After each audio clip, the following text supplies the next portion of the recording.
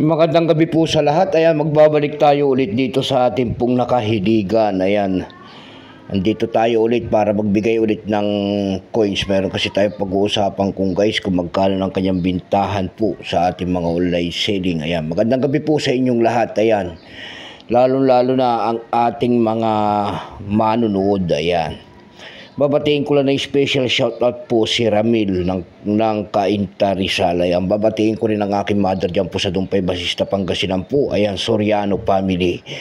Ayan, Milagros Soriano po ng Daragin, Dumpay Basista, Pangasinan po. Ayan, masantos na labid si kayo namin. Babatiin ko rin po ang aking mga tsuhin po dyan po sa Quezon, Isabela.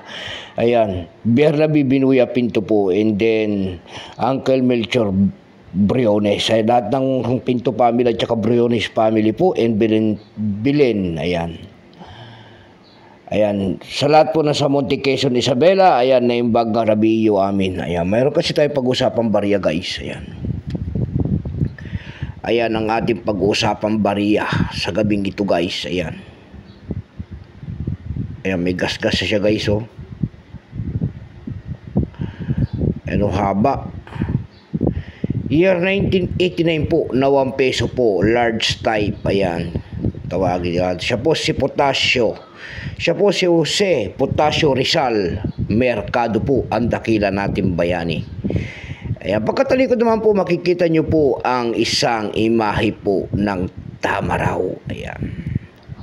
Ayan po, tamaraw, 1 peso po. Ayan, ang scientific name po ng tamaraw na yan ay Amnoa mendorensis. Ayan, tignan natin to kung magkano ng kanyang bintahan. Large type po ito kasi may maliit. Yung maliit yata dito guys ay mula year 1991 hanggang 1994, 4 na taon lamang. Pero pa samantala tayo muna magpapasalamat sa lahat ng ating masugid na manonood, lalo ng aking mga subscriber dito po sa aking YouTube channel. Ayan, Samuel Soriano TV 29. Ayan, maraming salamat din po sa mga masugid kong tagapagsubaybay dyan sa aking FB page, Samuel Soriano rin po. Lahat po na nakapalo sa aking FB page ay magandang gabi po sa inyong lahat. Ayan, ipalo nyo po sana ang ating FB page. Ayan.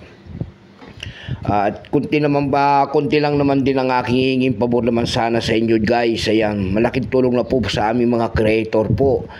At saka kung pagpindot niyo po na sana ng ating subscribe button, like and share para ma-update ko naman kayo sa mga bago ko pang ilalabas na video about coins. Ayan, magandang gabi po.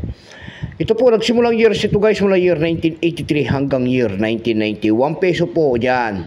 Currency piso 1967 up to date po. Kung ano materialis ang ginamit sa barya na yan po ay copper nickel.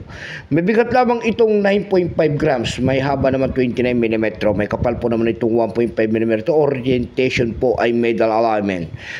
Ayan, itinigil naman ang paggamit sa barya na ito ng Pilipinas on January 1998. Number and dash 2448, reference number KM-243-1. Ito pong year 1989 na ito guys. Ito po ay 20%. Ayan, wala pa po may pakita ang ating Bangko Sentral kung ilang peraso pong ginawa sa barya na yan.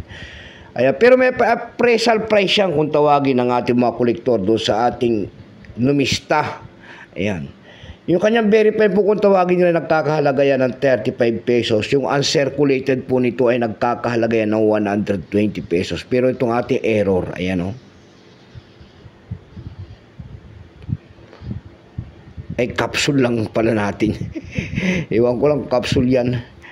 Titingnan natin. Ay, capsule. Ayan, sorry po, capsule lang pala yan. Dako tayo sa kanyang price guys. Doon sa ating ebay.com guys, meron tayo nakita nagbebenta nito ng $8.